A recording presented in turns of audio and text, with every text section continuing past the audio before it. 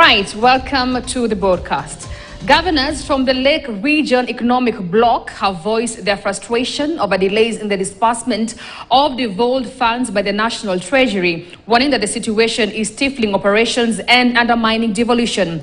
Chairman of the bloc, Kisumu Governor Anyang' Nyong'o, emphasized the need to address critical issues like food security and climate change, noting that the region must adapt effective strategies to ensure food sufficiency and mitigate the impacts of shifting environmental patterns.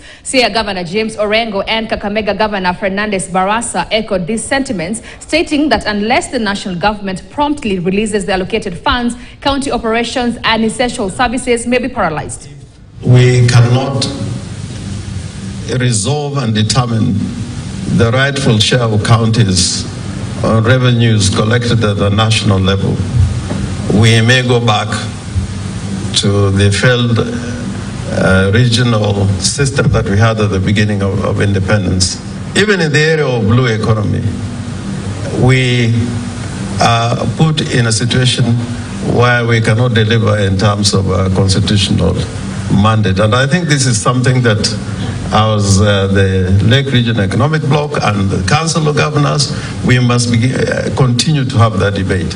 As the Chair of Finance, we are looking at efficiency in the Office of the Controller of Budget. We'll continuously call out that office so that we eliminate the bureaucracies and inefficient that office to facilitate a release of funds.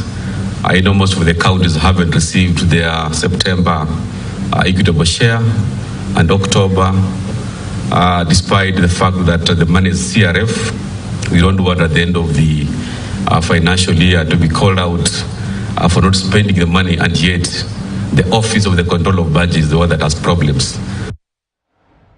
Away from that, persons with disabilities continue to face significant marginalization within Kenya's justice system.